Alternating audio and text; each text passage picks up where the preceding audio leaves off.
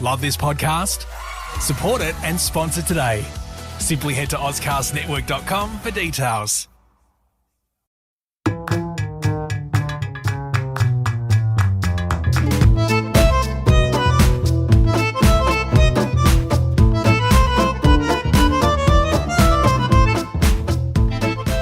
Hello everybody, welcome to another episode of Talking Tendons.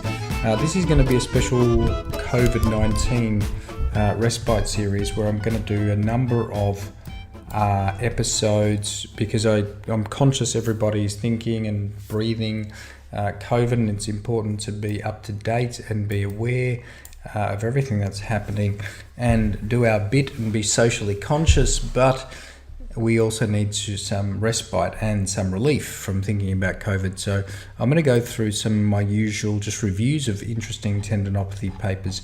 This one is called Using Pressure Massage for Achilles Tendinopathy. Lead author is Stefan Stephenson, and one of the co-authors is Henning Langbert, who's a collaborator of mine and close friend from Denmark. So this should be a high quality paper, and it is a high quality paper, but as with all randomized trials, there are limitations. It seems to be a mix of people from Iceland and Denmark. And the rationale here is to see if a new treatment, which is pressure massage applied to the calf, has an equivalent or superior effect to eccentric training, which is the most recommended treatment for Achilles tendinopathy. What they argue is the underlying mechanism potentially of pressure massage is to try and reduce stiffness in the calf musculature. So that was their mechanism, and they measured, we'll come to it in a second, but they measure stiffness and the calf in the calf musculature as one of the outcomes. So the hypothesis is was pressure massage treatment. Let me start that again. Our first hypothesis was that pressure massage treatment is equivalent or superior to eccentric training with regard to pain reduction. Now, one of the things that is a little bit strange about that is they have equivalent or superior. Usually with a hypothesis in a trial, it'll be a superiority trial where you're trying to show that something is superior, or a non-inferiority trial, and the two things are different because the sample size calculation is different for both of them. So they've combined both, which is a little bit strange, but I assume their power calculation is based on a superiority framework. So they've undertaken a randomized trial, randomizing people into three groups. They had pressure massage in one, they had eccentric exercise in the other, and they had a combination in the third. So they randomized them, and then they compared the three groups. I'm just looking for how they randomized them. So for allocation into the treatment groups, the first patient in each of the four sex and age categories drew a number, 1, 2, or 3, and entered that group. The second patient entered the following group, and so on. Okay? So if the first patient drew group 2, the next patient drew group 3, and then the third patient group 1, that's okay, but the problem with that is that the people doing the randomization would know then the next two groups, what the person of that sex and age category would be in. So that's not really concealed allocation. So that's one of the issues, I guess. So that's potentially an issue with allocation there. Obviously, it's a single blind trial because you can't blind the patients or the caregivers to the type of treatment, if the treatments are pressure massage, and to the exercise, so they'll know which one they're receiving. We'll get to that in a second. So then they did compare Alfredson style eccentric training, and they did the typical Alfredson with progressing weights over a step,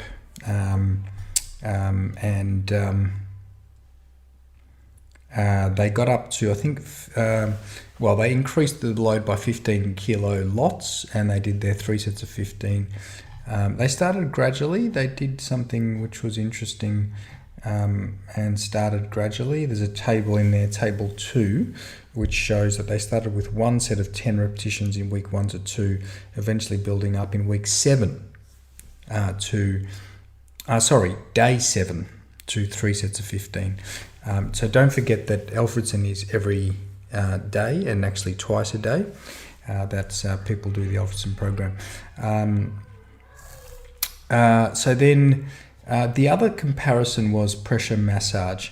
And this, they've written here, the technique used in this study was developed through the clinical experience of the authors. So it's obviously something that's they do a lot, which you might say has some, could then lead to bias, not necessarily, but it may lead to bias in the way that it is described to patients. So obviously the interaction that the patient and the therapist has will influence the outcome. And if they're going out there saying, look, this is a really good intervention, we know it's our experience. I'm not saying they did that, and it's not clear because they're not saying they didn't do that either. Then that could make a difference. The other difference is how often people are seen. So here they had group 2 patients receive pressure massage twice a week, 2 or 3 days between treatments for 6 weeks, which is a lot more intervention than the other group. So there were certainly differences in how much contact they had. So you're not controlling for that. So the differences, not only in the intervention, but also the contact between the therapist and the patient, which is quite a big limitation, I think. So that's the pressure massage.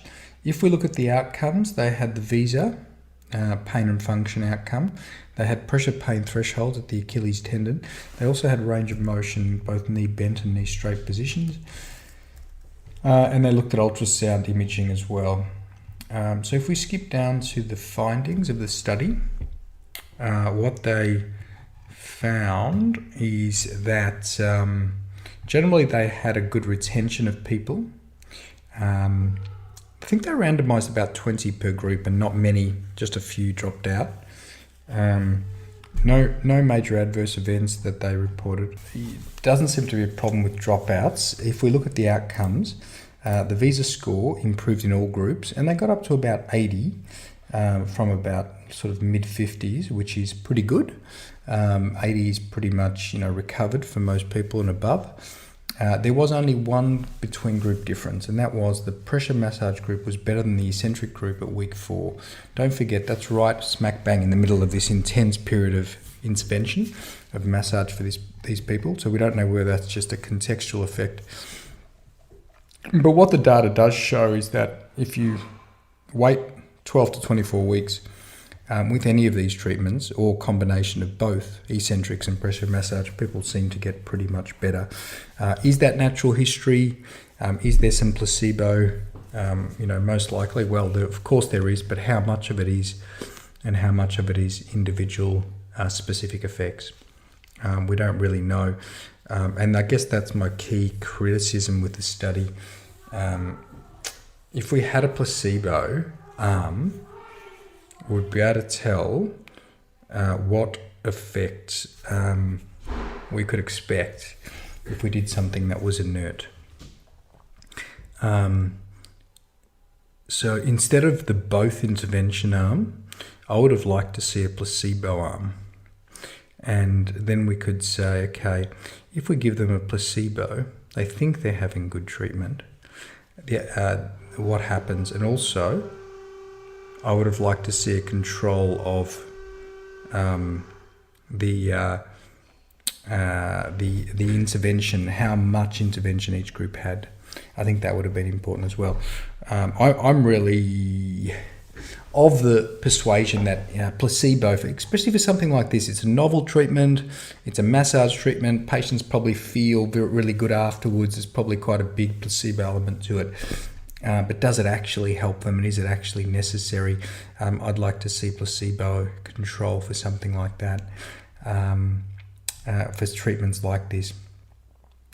The other question is other outcomes. So pressure pain thresholds, range of motion pressure pain threshold did not change in any group, and the ankle range of motion that they tested, that improved in all groups. So there was no differences. What I would have liked to see is function and strength. And I think that if you could probably argue that the eccentric group would have got better strength towards the end, and that might be beneficial for some of their daily functions. So, so possibly there are some benefits to exercise that may not have been seen in this study because of the outcomes that were chosen.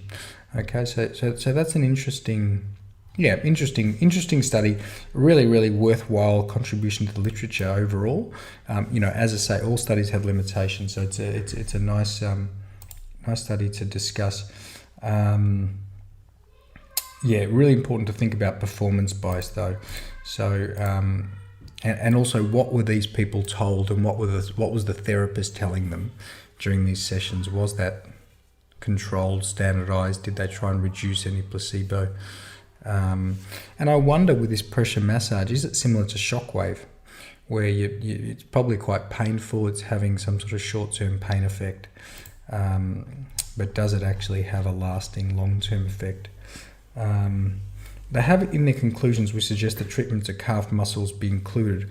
Treatment to the calf muscles be included in future treatments for Achilles tendinopathy. I'm not too sure about that. I think, as I say, I'd like to see placebo control before we are including pressure massage and things like this in terms of some of our treatments. And one last final point I'd like to make is that PPT didn't change, and they make a really insightful comment in the discussion, and that is that even though Visa improved, PPT was the same. So pressure, mechanical sensitivity does not change, and that's really something we see clinically. The tendon is still painful even though they've improved and they're back to function. So, palpating the tendon doesn't really tell you much about recovery.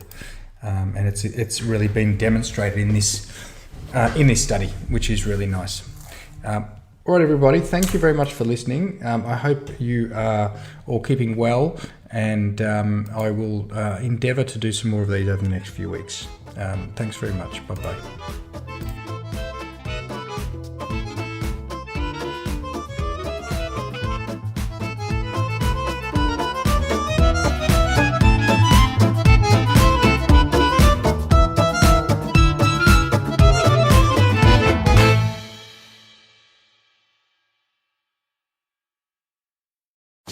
Love this podcast?